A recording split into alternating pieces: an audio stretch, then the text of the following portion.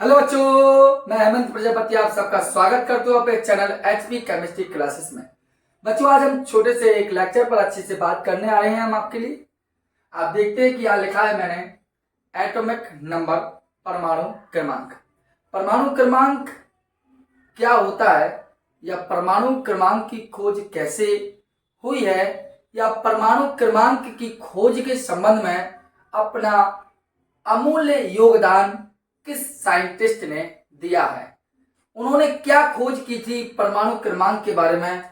और जैसा कि आप लोगों ने कक्षाओं में पढ़ा भी होगा कि परमाणु क्रमांक तत्व का मूल गुण माना जाता है, विशिष्ट गुण माना जाता है परमाणु क्रमांक। ठीक, तो परमाणु क्रमांक मूल गुण माना जाता है जैसा कि आपको मैंने बताया है और आपने कक्षाओं में पढ़ा होगा। तो परमाणु क्रमांक है क्या, आपको बता दूं, इस लेक्चर में आपको परमाणु क्रमांक के बारे में बहुत ही विस्तार से जानकारी दी जाएगी। तो बच्चों, हम स्टार्ट करते हैं परमाणु क्रमांक के बारे में। तो आपको बता दें कि अगर परमाणु क्रमांक की बात करें तो आपको पता होगा कि परमाणु क्रमांक की खोज कहां से स्टार्ट होती है।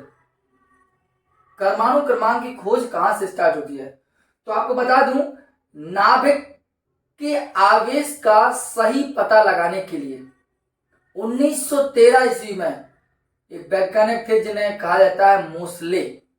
उन्होंने ही परमाणु क्रमांक के संबंध में जानकारी दी और बताया कि तत्व का मूल गुण परमाणु क्रमांक है, ना कि परमाणु भार है। अब मैंने आपको बताया नाभिक जो होता है न्यूट्रॉन एंड प्रोटॉन का मिलकर बना होता है। इसी नाभिक पर आवेश कितना है इसकी सही जानकारी को पता लगाने के लिए सन 1913 में मोसले नामक वैज्ञानिक ने कई तत्वों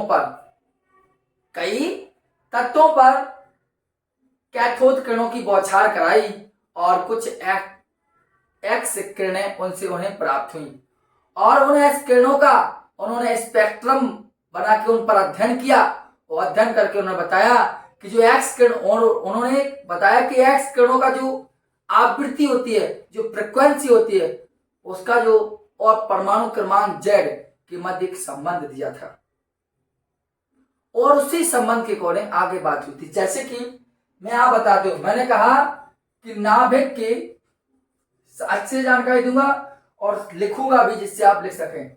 मैंने कहा कि नाभिक के आवेश का सही पता लगाने के लिए सन 1913 ईस्वी में मोसले, ये इनको ऐसा लिखा जाता है, मेरे हिसाब से क्लियर पता नहीं, मैं लिखता हूं ऐसा इंग्लिश वर्ड। 1913 ईस्वी मोसले ने, मैंने आपको बताया मोसले ने क्या किया था, मोसले ने विभिन्न तत्वों पर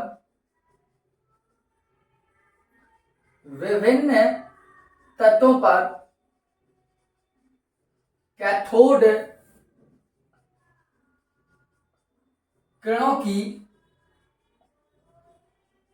बौछार कराकर एक्स किरणें प्राप्त की। समझ बात मिल जाएगी। मोसले ने परमाणु क्रमांक की खोज किस आधार पर की, उसकी बात मैंने आपके सामने अभी बताया है और लिखा भी है। क्या बताया मैंने आपको या क्या लिखा, मैंने आपको बताया कि नाभिक का जो आवेश होता है उस पर न्यूक्लियस पर चार्ज कितना होता है, इसके बारे में पता लगाने के लिए 1913 में मोसले ने विभिन्न तत्वों पर कैथोड किरणों की बौछार कराकर एक्स किरणें प्राप्त की और एक्स किरणों का उन्होंने क्या किया, स्पेक्ट्रम पर अध्ययन किया। मतलब जब उन्होंने एक्स किरणें प्राप्त की तो एक्स किरणों का क्या हुआ, एक्स किरणों के स्पेक्ट्रम का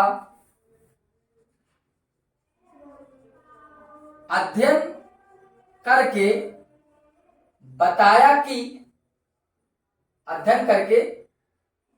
बताया कि परमाणु क्रमांक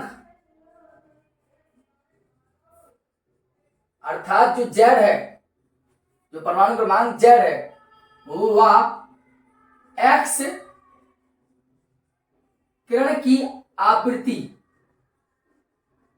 जिसे हम बोलते हैं फ्रीक्वेंसी, जिसे न्यू से लिखते हैं, फ्रीक्वेंसी के मध्य निम्न संबंध बताया कि मध्य निम्न संबंध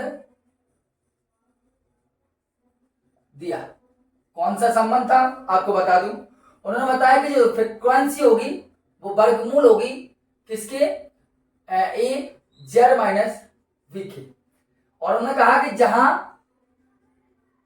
ए और बी एक नियतांक होंगे, क्या होंगे, नियतांक होंगे। एक छोटी सी उन्होंने जानकारी आपको दी थी कि जो फ्रीक्वेंसी होगी वो किस प्रकार होगी। तो मैंने आपको यही बताया कि नाभिक के आवेश का सही पता लगाने के लिए मोसले ने एक्स किरणों पर नहीं, कैथोड किरणों की बौछार कराई और एक्स किरणें प्राप्त करी।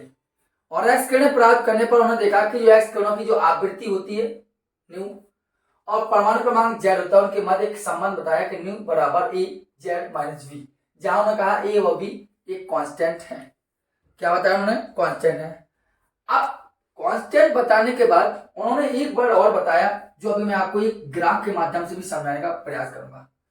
उन्होंने कहा कि जब हम परमाणु क्रमांक, ध्यान देना, उन्होंने बताया कि जब परमाणु क्रमांक अर्थात जेड और वह एक्स किरण की आवृत्ति, एक्स किरण की आवृत्ति अर्थात न्यू के मध्य ग्राफ खींचते हैं, तब होता क्या है, तब एक सीधी रेखा प्राप्त होती है। अभी हम ग्राफ बताएंगे आपको। एक सीधी रेखा प्राप्त होती है, जिससे उन्होंने क्या निष्कर्ष निकाला, जिससे निष्कर्ष निकला कि परमाणु क्रमांक, क्या निकला कि परमाणु क्रमांक जेड एक्स किरण की आवृत्ति, एक्स किरण की आवृत्ति न्यू के वर्गमूल के समानुपाती होती है। ये बताया, जैसे हमने क्या कहा, परमाणु क्रमांक जेड वो समानुपाती हुई किसके, वर्गमूल के, किसके वर्गमूल के, आवृत्ति के। ये उन्होंने बताया कि ऐसा निष्कर्ष निकाला उन्होंने। मैंने क्या कहा कि जब उन्होंने संबंध दे दिया तो उन्होंने बताया कि अगर परमाणु क्रमांक जेड और आवृत्ति के मध्य यदि हम ग्राफ खींचते हैं तो वो कहते हैं एक सीधी रेखा प्राप्त होती है। और सीधी रेखा प्राप्त होने के बाद उन्होंने निष्कर्ष निकाला कि जो परमाणु क्रमांक जेड होगा वो एक्स किरण की आवृत्ति न्यू के वर्गमूल के समानुपाती होती है। लेकिन यही बात आपको दोबारा बता दूं, यही बात जब परमाणु क्रमांक, जब मोसले ने पुनः परमाणु भार और एक्स किरण की आवृत्ति न्यू के मध्य ग्राफ खींचा तो उन्हें कोई भी सीधी रेखा प्राप्त नहीं हुई। इससे स्पष्ट कर दिया था मोसले ने कि तत्व का मूल गुण परमाणु क्रमांक है, ना कि परमाणु भार। दोबारा बता दूं, मैंने कहा कि मोसले ने परमाणु क्रमांक जेड और एक्स किरण की आवृत्ति न्यू के मध्य जब ग्राफ खींचा तो एक सीधी रेखा प्राप्त होती है। इससे उन्होंने बताया कि एक सीधी रेखा प्राप्त हुई, इससे उन्होंने बताया कि परमाणु क्रमांक जो होता है वो आवृत्ति के वर्गमूल के समानुपाती होता है। और जब उन्होंने परमाणु भार और आवृत्ति न्यू के बीच ग्राफ खींचा तो कोई सीधी रेखा प्राप्त नहीं हुई। इससे उन्होंने स्पष्ट कर दिया कि तत्व का मूल गुण परमाणु क्रमांक है, ना कि परमाणु भार है। मैंने स्पष्ट रूप से समझाया ना, समझा इसमें। तो अब मैं आपको ग्राफ भी बताए दे रहा हूं उसका हुआ कैसे, और फिर बताऊंगा परमाणु क्रमांक की परिभाषा उन्होंने फिर क्या दी। तो चलिए यहां तक आपको समझ में आ चुका होगा। यदि आपको कोई दिक्कत हो तो हमें कमेंट बॉक्स में कमेंट अवश्य करें, क्योंकि मैंने आपको केवल इतना बताया कि मोसले नाम के वैज्ञानिक ने केवल क्या किया आपको बता दूं, उन्होंने केवल नाभिक के आवेश का पता लगाना था उन्हें कि नाभिक पर आवेश कितना होता है। इस नाभिक के आवेश का पता लगाने के लिए उन्होंने कई धातुओं कई तत्वों पर कैथोड किरणों डाली और उनसे एक्स किरणें प्राप्त हुई, और एक्स किरणों का जब स्पेक्ट्रम का अध्ययन किया तो उन्होंने देखा कि एक्स किरण की परमाणु क्रमांक और एक्स किरण की आवृत्ति न्यू के मध्य उन्होंने एक संबंध बताया कि वर्गमूल न्यू होगा ए जेड माइनस बी के, और बताया कि ये बी क्या है, कहीं कांस्टेंट है। फिर उन्होंने बताया कि परमाणु क्रमांक जेड और वर्गमूल मतलब आवृत्ति न्यू के बीच यदि ग्राफ खींचा जाए तो एक सीधी रेखा निकलती है, और वह परमाणु भार और आवृत्ति के बीच ग्राफ खींचा तो कोई सीधी रेखा प्राप्त नहीं हुई। इससे उन्होंने निष्कर्ष निकाला कि परमाणु क्रमांक तत्व का मूल गुण है, ना कि परमाणु भार है। ठीक है, आइए हम बात करते हैं आगे चल के। अब हम थोड़ा आपको ग्राफ समझाने का प्रयास करते हैं। इसको आप स्क्रीनशॉट ले लीजिए जिससे आपको कोई तकलीफ या कोई समस्या ना हो। ठीक है, चलिए बात करते हैं। हम परमाणु क्रमांक की बात कर रहे थे, तो हम बात कर लेना चाहिए थोड़े ग्राफ के बारे में, और उन्होंने परमाणु क्रमांक के संबंध में कौन सी परिभाषा दी आप उस पर हम बात करेंगे। ठीक है, दिखाई तो दे रहा होगा, क्लियर है आपके लिए। चलिए बात करते हैं अच्छे से हम। अब हम उन्होंने जो ग्राफ दिया तो आपको पता है ग्राफ कैसे बनता है सर। चलिए थोड़ा सा अच्छा बड़ा बनाने का प्रयास करूंगा मैं यहाँ से। देखिए ये आपका हो गया, ये आपका एक्स अक्ष हो गया, और ये आपका वाई अक्ष होगा, ये आपका मूल बिंदु हो गया। ठीक, आप उन्होंने जो ग्राफ खींचा वो कैसे, तो आपको कुछ नहीं करना, यहां से एक लाइन ऐसे डाल दीजिए, आप एक लाइन और डाल दीजिए, ऐसे चलते चलिए आप, मैं बताता हूं आपको, फिर आप भी ऐसे ही बनाने का प्रयास करेंगे, कोई दिक्कत बता देना। देखिए ऐसे चलते चलेंगे और ऐसे चलते चले जाएंगे सर, चलते चले जाएंगे आप इस प्रकार। ग्राफ जैसा उन्होंने बनाया वैसे मैं बनाने का प्रयास करता हूं। चलिए आप इसको छोटे डॉट डॉट द्वारा ऐसा कर लेंगे।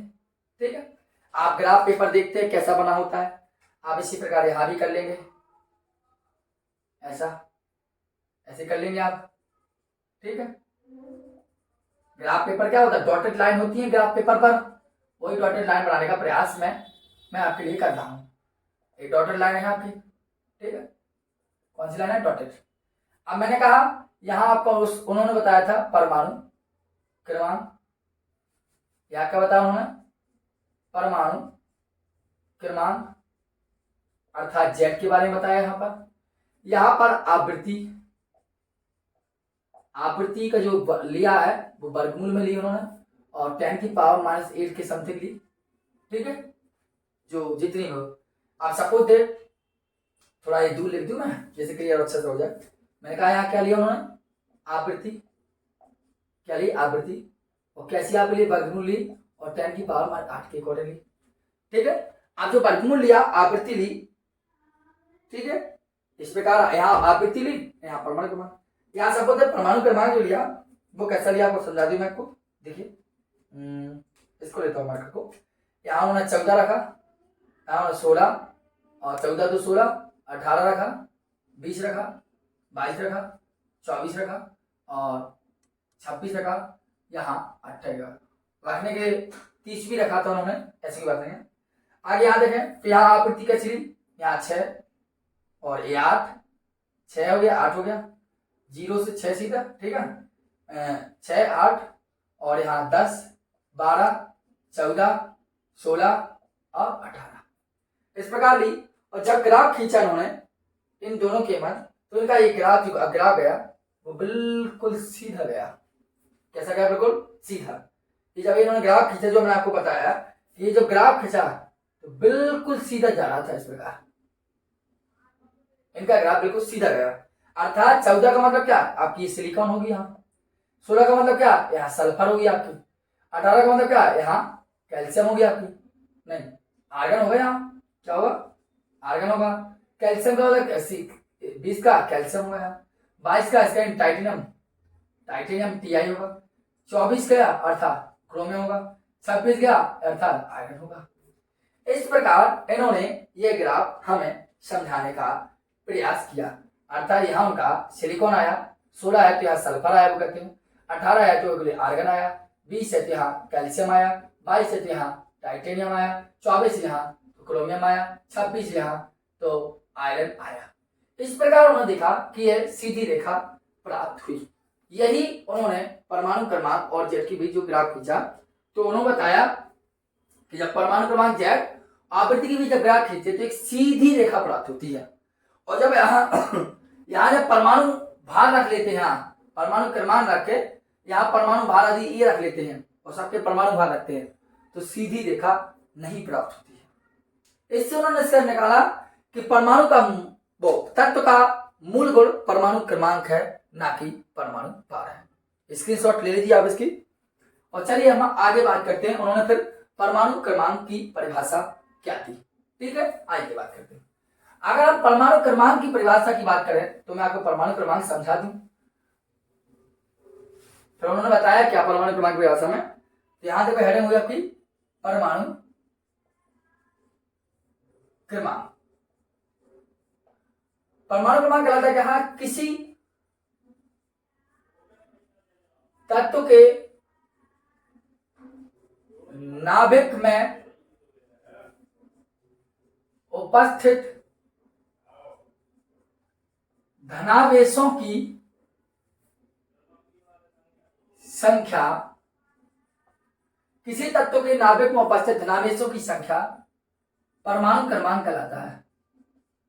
परमाणु क्रमांक अर्थात जेड कहलाता है।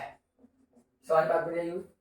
मतलब कोई भी तत्व होगा उसके नाभिक में जितने पॉजिटिव चार्ज होंगे, धनावेश होंगे, वही उसका परमाणु क्रमांक कहलाएगा। जैसे कि परमाणु क्रमांक के संबंध में एक बात लिख दूं मैं दोबारा। उन्होंने कहा कि परमाणु क्रमांक जो होता है अर्थात जेड जो होगा वो नाभिक के धनावेशों की संख्या भी होगी या नाभिक के प्रोटॉनों की संख्या होगी या नाभिक के चारों ओर चक्कर लगाने वाले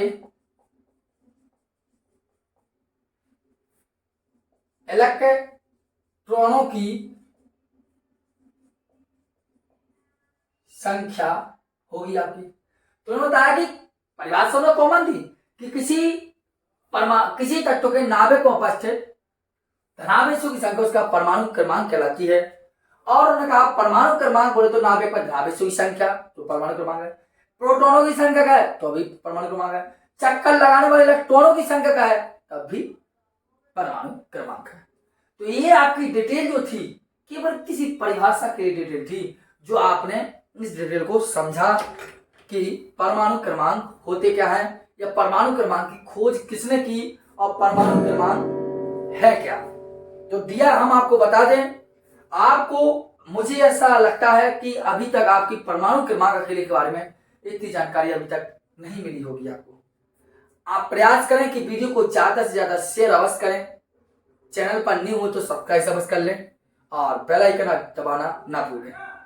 आपकी चैनल है, आप चाहोगे तो हम आगे होंगे और आप चाहोगे तो पीछे होंगे। तो जितना हो सके वीडियो को शेयर ज्यादा से ज्यादा करें और अच्छे से वीडियो को देखें। और यदि हमें कोई दिक्कत हो आपको तो आप हमें बता दीजिए, हम आपका क्लियर कर देंगे। ठीक है, धन्यवाद।